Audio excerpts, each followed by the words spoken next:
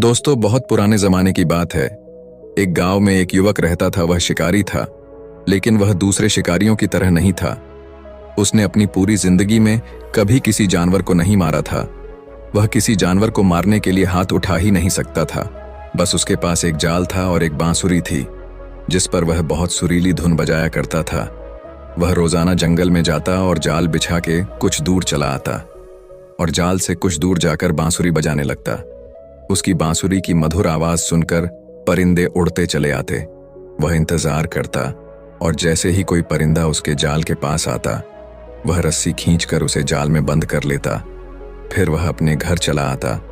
वह उस परिंदे को दाना खिलाता, उनका ख्याल रखता और उनकी प्यारी प्यारी आवाजें सुनता। जब कभी उसे पैसों की जरूरत पड़ती तो वह उनमें से 2-3 परिंदे बेच देता।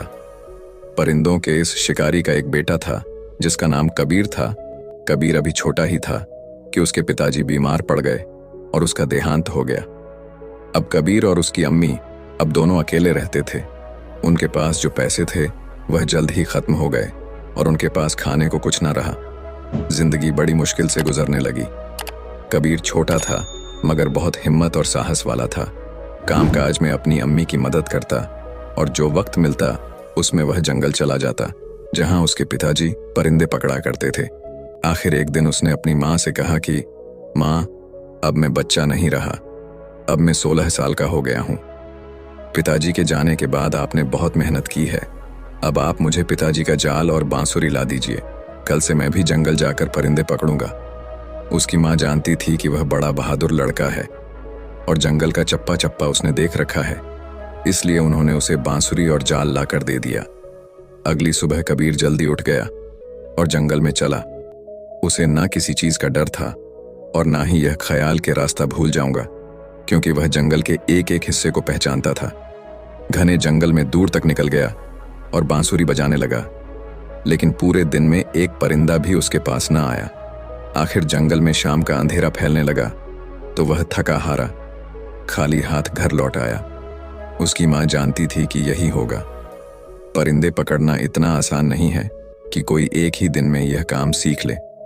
उन्होंने बेटे को तसल्ली दी और समझाया कि बेटे, तुम्हारे पिताजी भी तुरंत परिंदे पकड़ने में माहिर नहीं हो गए थे। अभी तुम्हें इस काम को सीखने में बहुत मेहनत करनी पड़ेगी। कबीर हिम्मत हारने वाला नहीं था। उसने मुस्तकिल वक्त से यह काम जारी रखा। आखिर आहिस्ता आहिस्ता उसे बांसुरी पर खूबसूरत धुनें बजाना, अपने आप को परिंदों से छुपाना और बगैर हिले जुले सब्र से देर तक बैठना आ गया और परिंदे उसके जाल में फंसने लग गए। हर दिन की तरह वह जंगल जाता है और जाल रखकर कुछ दूर चला जाता है। कुछ समय बाद उसके जाल में एक बहुत अजीब और खूबसूरत परिंदा फंस गया। उसके पर 7 रंगों के थे।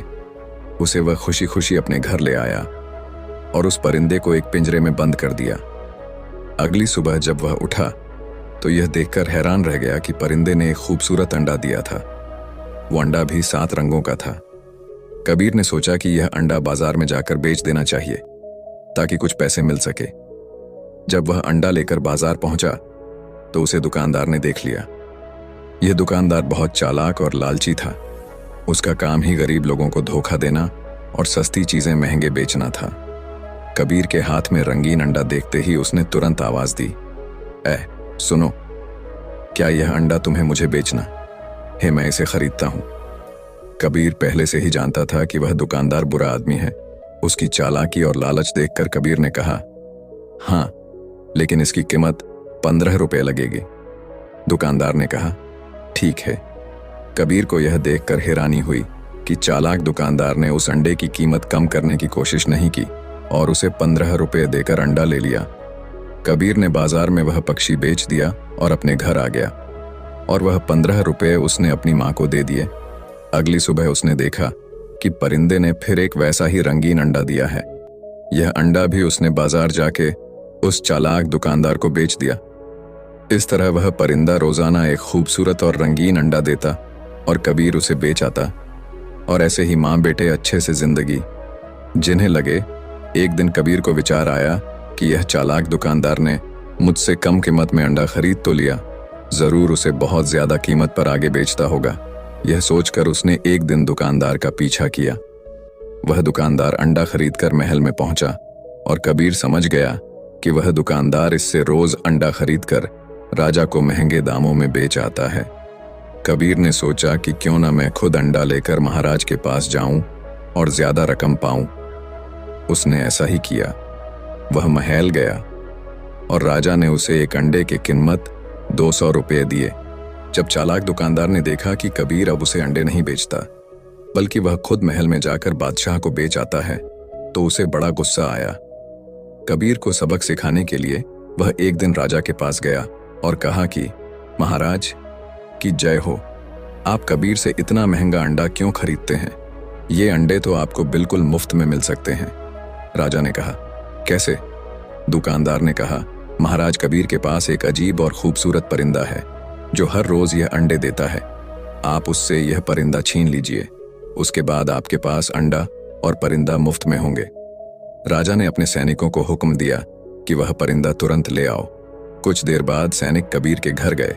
वह परिंदा लेने कबीर समझ गया कि यह चालाक दुकानदार की शरारत है, क्योंकि राजा इतना बेवकूफ है कि वह कभी यह नहीं सोच सकता कि अंडे कहां से आते हैं। लेकिन वह मजबूर था, क्योंकि राजा का हुक्म ना मानने पर उसे कोई सख्त सजा भी दे सकता था। इसलिए कबीर ने अपना परिंदा राजा को दे दिया। लेकिन उसने हिम्मत नहीं हारी। उसने अपनी बांसुरी और जाल उठाया और अगले दिन जंगल में चला गया। उसने ऐसी मधुर बांसुरी बजाई कि जंगल के कोने कोने से परिंदे निकलकर उसके पास आने लगे। उसके जाल में कभी कबूतर फंसता, कभी बुलबुल तो कभी तीतर। कबीर उनको बेचकर दोनों माँ बेटे हंसी खुशी जिंदगी गुजारने लगे। कबीर अब पूरे शहर में मशहूर हो गया। जब किसी को कोई परिंदा पालना होता, वह कबीर के पास आता और उससे परिंदा खरीद लेता और उससे परिंदा खरीद कर ले जाता। चालाक दुकानदार ने यह सब देखा तो उसने कबीर से कहा कि यह परिंदा तुम मुझे बेचा करो। कबीर समझ गया कि वह इससे परिंदे सस्ते खरीद कर लोगों को महंगा बेचेगा, इसलिए उसने मना कर दिया। चालाक दुकानदार को बहुत गुस्सा आया। वह राजा के पास गया और उसने कहा कि महाराज, आपने जो परिंदा कबीर से लिया था वह अकेला होने की वजह से उदास रहता है। आप कबीर से कहिए कि ऐसा ही एक और परिंदा पकड़ लाए ताकि आपका परिंदा अपने साथी के साथ खुश रहे। राजा थोड़ा मंद बुद्धि का था, तो उसने सोचा कि दुकानदार ठीक कहता है। उसने कबीर को बुलवाया और उसे हुक्म दिया कि हम चाहते हैं कि तुम मेरे परिंदे का साथी ऐसा ही एक और परिंदा पकड़ लाओ, वरना तुम्हारी खैर नहीं। कबीर ने कुछ कहने की कोशिश की, लेकिन राजा ने कहा कि मैं एक शब्द भी नहीं सुनना चाहता। मैं तुम्हें 30 दिन की मोहलत देता हूं। अगर तुम इन 30 दिन के अंदर अंदर तुम ऐसा ही एक और परिंदा ना लाए तो तुमको जान से मार दिया जाएगा। कबीर परेशान तो हुआ, लेकिन उसने हौसला रखा। उसके बाद कबीर अपने घर गया और अपनी माँ से सारी बात बताई। कबीर ने अपनी माँ से आशीर्वाद लिया। उसके बाद बांसुरी और जाल लेकर जंगल पहुंच गया। उसने दिन रात एक कर दिया ऐसा अजीब और गरीब परिंदा ढूंढने के लिए। उसे वह परिंदा कहां से मिलता? काफी मेहनत करने के बाद उसकी मेहनत रंग लाई और आखिर उसके जाल में वैसा ही एक और परिंदा फंस गया। कबीर ने तुरंत परिंदा पकड़ लिया और उसे ले जाकर राजा को दे दिया। राजा ने परिंदा तो ले लिया, लेकिन उसने कबीर को एक पैसा भी न दिया। कबीर समझ गया कि राजा भी दुकानदार की तरह है। फर्क यह है कि वह चालाक है और यह बेवकूफ है। राजा तो परिंदा लेकर खुश हो गया, लेकिन चालाक दुकानदार को बड़ा गुस्सा आया। वह जानता था कि कबीर बहुत बहादुर और मेहनती लड़का है। वह जरूर एक ना एक दिन उसे बदला लेगा। उसका ख्याल था कि कबीर दूसरा परिंदा नहीं ला सकेगा और राजा इसे मरवा देगा। लेकिन उसे अब कबीर से डर लगने लगा कि कहीं वह उसको किसी मुसीबत में ना डाल दे। इसलिए उस दुकानदार ने उसने कबीर को फंसाने की एक और तरकीब सोची। वह राजा के पास पहुंचा और कहने लगा, महाराज, आपको शायद मालूम नहीं कि जो परिंदे आपको कबीर लाकर देता है उनकी जान एक फूल में है। राजा ने पूछा कि वह कैसे? दुकानदार ने कहा कि मैंने बड़े बूढ़ों से सुना है कि यह परिंदे साल में एक बार समन का फूल जरूर सूंघते हैं। अगर यह फूल उनको सूंघने को ना मिले तो यह मर जाते हैं और यह फूल काले देव के बाग में उगते हैं। राजा ने कहा, लेकिन हमारे पास ये फूल कहां से आएंगे, क्योंकि काला देव तो अपने बाग में किसी को नहीं आने देता और कोई वहां पहुंच भी जाए तो वह उसे मार डालता है। दुकानदार ने कहा कि महाराज, यह काम तो पूरे नगर में केवल एक ही लड़का कर सकता है। उसका नाम कबीर है। उसे बुलाकर कहिए कि तुरंत समन का फूल लेकर आए। राजा ने फिर वही किया जो दुकानदार ने कहा था, यानी राजा ने कबीर को बुलवाकर कहा कि तुम काले देव के बाग में जाओ और हमारे परिंदों के लिए समन का फूल लेकर आओ, वरना मेरे परिंदे मर जाएंगे। कबीर ने कहा कि महाराज, मैंने अपना परिंदा आपको दे दिया। आपने कहा उसका साथ ही लाओ। मैंने वह भी पकड़ कर ला, आपको दिया। लेकिन आपका यह आदेश अजीब है। मुझे तो यह मालूम नहीं कि काले देव का बाग कहाँ है। राजा ने जवाब दिया कि यह तो तुम उस दुकानदार से पूछो, उसे सब मालूम है। कबीर ने कहा कि महाराज, अगर दुकानदार इतना ही होशियार है और उसे सब मालूम है तो उससे कहिए कि खुद समन का फूल लेकर आए। राजा ने कहा कि नहीं, दुकानदार कहता है कि सिर्फ तुम ही यह काम कर सकते हो, और अगर मेरे परिंदे मर गए तो मैं तुम्हें और तुम्हारी मां को मरवा दूंगा। कबीर समझ गया कि इस बेवकूफ राजा को कुछ कहना दीवार से सर फोड़ने के बराबर है और यह सारी शरारत दुकानदार की ही है, इसलिए वह चुपचाप घर वापस आ गया। उसने दिमाग लड़ाना शुरू किया कि क्या किया जाए। उस शहर में एक बूढ़ा आदमी रहता था। वह बहुत अक्लमंद इंसान था। कबीर उसके पास गया और उससे सब कहानी कह सुनाई और पूछा कि क्या यह सच है कि समन नाम का कोई ऐसा फूल है जो काले देव के बाग में उगता है और उसे सूंघे बिना वह परिंदे जिंदा नहीं रह सकते। बूढ़े आदमी ने कहा कि हाँ, यह सच है। ये परिंदे साल में एक दिन जरूर ये फूल सूखते हैं। यहाँ तक कि अगर कहीं दूर पहाड़ियों के इलाके में चले जाएं तो भी बाहर के मौसम में इस फूल के पास ये जरूर जाते हैं। इसलिए काला देव अपने बाग में ये फूल जरूर उगाता है। इस तरह ये अजीब परिंदे हर वक्त उसके बाग में रहते हैं।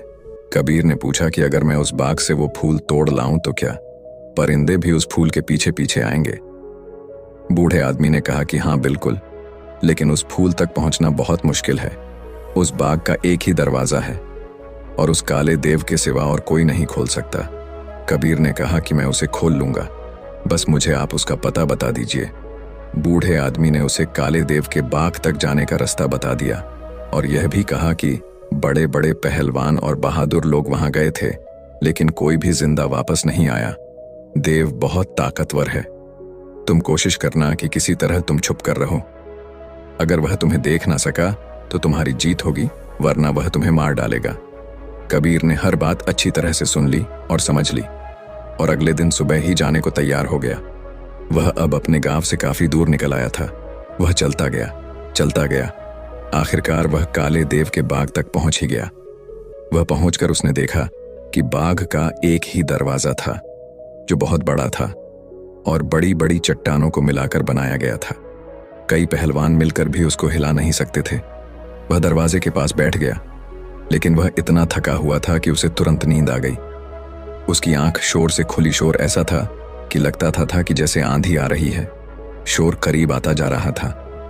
वह समझ गया कि काला देव बाग के अंदर जा रहा है। वह तुरंत छुप गया। देव उसे ना देख सका और उसके करीब से गुजर गया। कबीर को ऐसा लगा कि जैसे कोई पहाड़ उसके बराबर से गुजर कर जा रहा है। देव ने बाग का दरवाजा खोला। कबीर सांस रोके दबे पांव उसके पीछे पीछे चला और जैसे ही वह बगीचे के अंदर गया, कबीर भी अंदर चला गया और तुरंत एक झाड़ी के पीछे छुप गया। जंगल में परिंदे पकड़ने के काम में उसे बहुत देर तक हिले बगैर छुप कर रहना पड़ता था। ये आदत उसे यहां बहुत काम आई। देव को पता भी नहीं चला कि कोई उसके पीछे पीछे बाग के अंदर आ गया है। वह बाग बहुत खूबसूरत था। उसमें अजीब अजीब रंग के ऐसे फूल थे कि कबीर दंग रह गया। उसमें ऐसे परिंदे थे जो उसने पहले कभी नहीं देखे थे। कबीर वहीं छुपा रहा। सुबह काला देव फिर बाहर आया। शायद वह शिकार की तलाश में बाहर जा रहा था। जब देव चला गया तो झाड़ी के पीछे से निकला और बाग में समन नाम का फूल तलाश करने लगा, जैसे उसको उस बुजुर्ग आदमी ने निशानियां बताई थीं उसे। वहां वैसे ही परिंदे भी नजर आए जैसे उसने राजा को दिए थे, लेकिन उसे मालूम नहीं था कि समन कौन सा फूल है।